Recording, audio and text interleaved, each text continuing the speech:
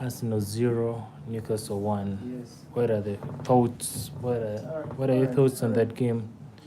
And what do you think Arsenal has to improve? It's a really bad day for the Gunners today. We did everything we could and we couldn't get a result. We couldn't get a point at least from St. James Park. And I think that was due to us not having a striker. What do you think? Comment below. Tell me of what do you think Arsenal should improve? Because today we saw Arsenal had all the possession, and 1 second of sleeping, we were like torn. We were torn by Isak. What do you think Arsenal has to do to keep scoring? I felt like we did have firepower up front, and I felt like we lacked that striker that could make a difference. Well, yes, we have Kai Havertz trying to be like a false nine and also Trossard, but they couldn't do anything because Newcastle got their goal early and they decided to park the bus. So comment below and tell me the reason you think Arsenal lost, and second, how was this? Compare the second half, first and second half, and let's discuss in the comment section. Why do you think Arsenal lost today's game? Could it be that Arteta's tactics, teams are getting to understand Arteta's tactics? Because we saw Arsenal have like so many corners today and they couldn't score a goal. We saw Rice waste most of the chances. And how do you make of Mikel Merino's game? Do you think he should start, or he should still be on the bench and learn how to play with the Gunners? How about what difference did you see Ethan make on the pitch? Was he ready for the Premier League, or this is the time? This is the time where you say that okay, they should have brought him when we were like 1-0. Do you think the players trusted him to do with enough balls, or do you think today he couldn't compete with the forces that were the forces that were from Newcastle? I feel like today Newcastle didn't play much, but they won the game because they deserved it. They caught us when we were lagging, and they scored. The goal, the cross from is it Gordon to Isak? That was a beautiful cross, and I think today we learned so many things from this game. If we are to compete with Man City and the other teams, we need to improve. We need to improve on the choice of defender, the choice of players that we make the lineup coming to play a team like Newcastle. Because today I thought Ben White was injured, that's why he started on the bench. But again, we chose to play Partey in his number. Of course, Partey is a good player, but he's good in his number, which is in the midfield. I feel like today we underestimated Newcastle. We should have brought Ben White, and I don't see the reason why we brought Zinchenko in, because Zinchenko almost caused us a second goal. I think he's not ready. Let's wait and play those bottom teams to bring him in. The other thing I saw today was we didn't have options on the bench. Yes, we have Jesus, but I felt like he wasn't the man that we were supposed to bring in. He wasn't the man that could rescue us. And I felt like we had options like Ethan that were brought in late. If he was to play today's game, he should have started, because we know he's good at creating spaces and being in the right spaces and also trying to score. The other thing that we could also improve on is that we had we had the ball a lot of time. We had the possession. We could play the ball, reach the box, but no one was shooting. I don't know who deprived our players the right to shoot, because I feel like we didn't shoot much. We didn't have so many shots on target just because of not shooting. Martinelli today didn't play that well. Trossard didn't try that much. And also, for me, I felt like in today's game, Merino has a lot to prove. He was my worst player on the pitch today. I don't know why he was so quiet. If you're brought in a number whereby people expect a lot from you. I expect you to give them enough, just like the way Rice does it. People expected a lot from him. Rice showed up and provided something for people to talk about. But Merino, I don't see the okay. His body language, I see like he doesn't. He doesn't care. If you saw if you saw the Preston game, if you saw the Preston game and you saw how Sterling played at the last in the last minutes, he wanted to show Arsenal fans that he wanted to play for Arsenal. But Merino, he does little on the pitch. For me, if you were to give me Rice, Partey, and Merino to choose from the two, who should play in our midfield, I would still say Partey and Rice. Because Merino, for me, I don't think Merino is Merino has discovered like he's an Arsenal. Coming from a team that whereby they don't demand a lot from you, like Real Sociedad, and you come to a team like Arsenal whereby everyone expects you to give in 100% and you don't give it. I feel like he's not yet ready. We rather get someone else to bench him. We would rather start him on the bench until he learns that at Arsenal you have to fight for your place, rather than giving him the opportunity to play that number, and yet he does not. He does not much. Of course, he showed up in the Liverpool game, but in today's game, he was nowhere. I feel like Trossard played better than him. I feel like the levels of Rice, he didn't even match the levels of Rice. Partey played in Ben White's number, but when he came in to play in the midfield, he was better than his contribution was better than what Merino was providing. Today, Newcastle didn't allow us to pass that much. They intercepted much of our balls, and I felt like that was because Merino wasn't playing that role very well. I don't know why Arteta didn't realize that early, and decided to give him like a new role, because I know Merino is also good up front.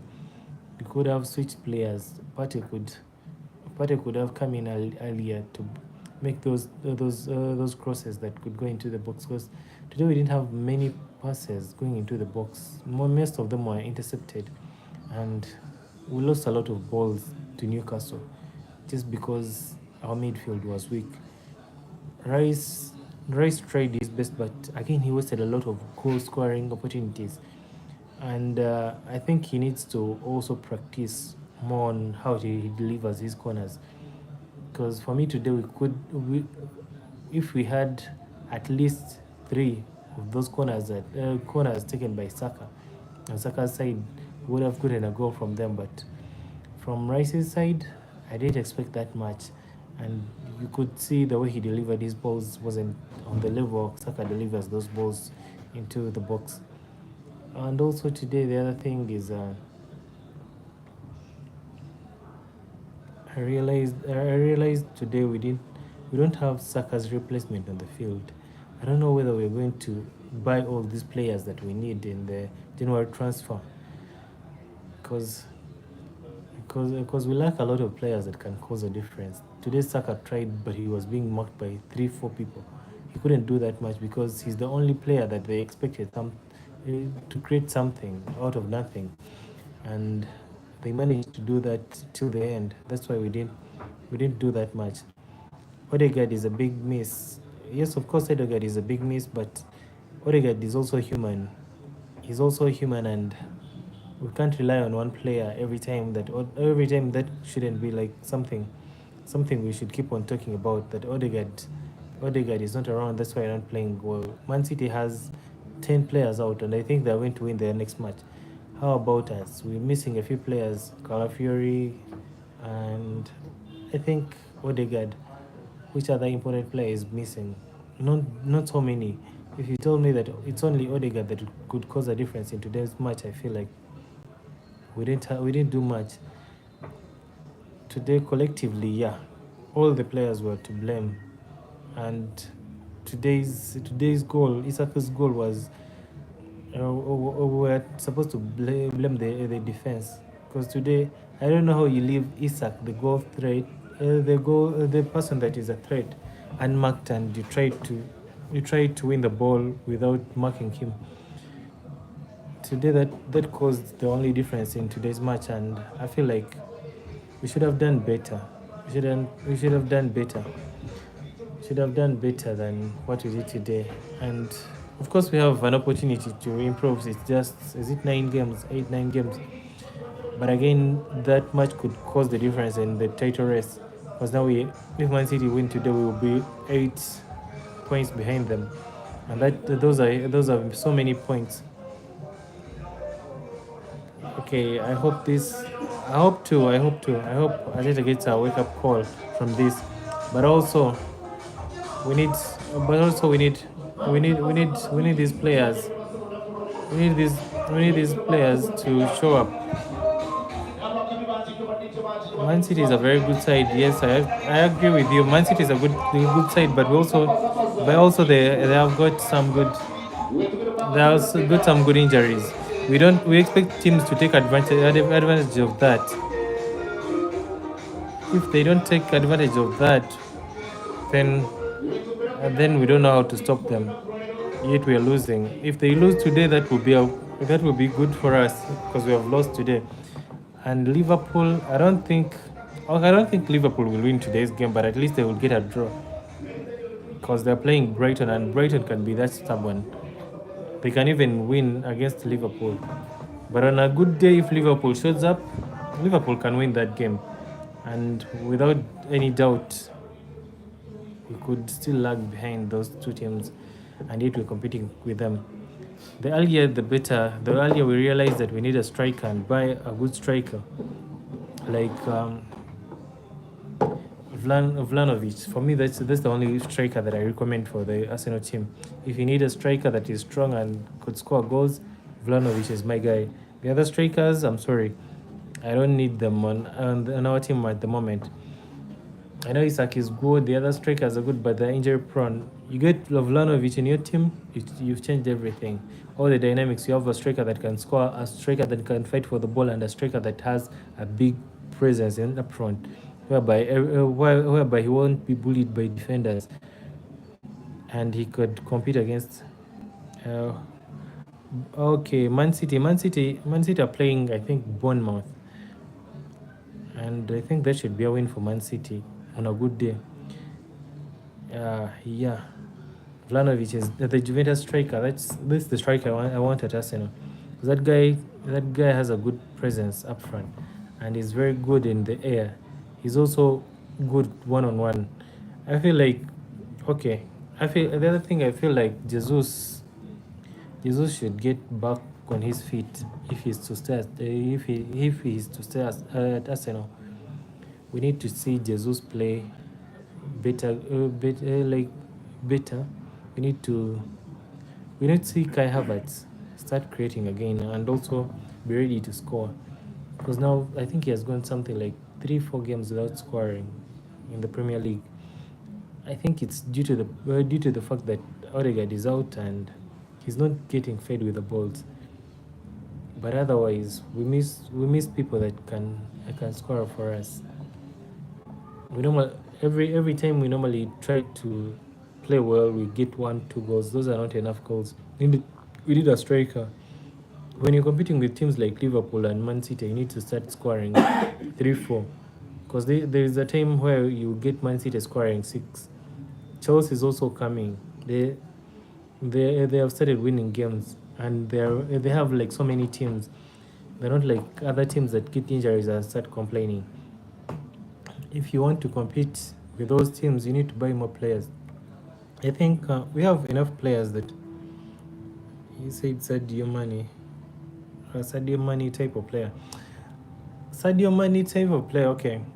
Sadio Mane is a good choice, but at his age, I wouldn't take someone that is going to give me only one season and he's washed out. I want someone that is Haaland's age. We know that if we got someone like Avlanovic, he would compete with Haaland because they're the same age. He's powerful, he's strong, and he's tall. If you get a striker of that nature, you know that at least you have someone to rely on. And the other thing is that that guy is hungry. He's hungry for success, and that's one thing I like about him. The other, maybe, okay, we had rumors of Sesko, but from the games I've seen from Benjamin Sesko, I didn't like the way he plays. I think Vlanovic is something like 24, 25. He's a good choice there. He's a good choice for me. And which other player? Which other player? This guy, this other striker from, is it Lisbon? That guy could also be another choice because he's scoring goals left, right, and center. But can he do it at the Premiership level? One thing I like about Vlahovic is that for him, he has shown it in the Champions League, and he's ready. He's a very big man that can stand in any team, and you give him Bueno. Okay, Bueno is a good player, but I don't rate him on. I don't rate him to be like a very. Yeah, that guy from Brentford is a good guy, but if you're comparing with guys like Haaland, we need someone that can compete with Haaland. If you're competing with Man City, unless we want a striker that can just give us goals like the way Eddie Nketiah used to give us goals. I don't think Bueno is better than Eddie Nketiah. Eddie Nketiah was a very good striker, just that he was in an Arsenal team that was being hit by a lot of media, and he couldn't do much because he didn't have a lot of games. If you see how Eddie Nketiah used to play, that's how Mbeumo plays. If you need a very good upgrade, you need a player of a caliber, of Vlahovic's caliber, a player that will be feared by defenders, a player that will go in a defense of 7 people and throw them away. Yeah. So I feel like any striker that doesn't give me above 16 goals in a season is not good enough for us right now. That's it. But today our boys played okay. Our boys did their part, but luck wasn't on our side. Newcastle was just lucky to get that goal, because after that goal I didn't see a lot of threat from Newcastle apart from that hit from Isak, the one Raya saved. Apart from that, I didn't see that much. We didn't also cause any problems. I didn't see Nick Pope being disturbed by our players because no one was willing to shoot, and I don't know why no one was shooting.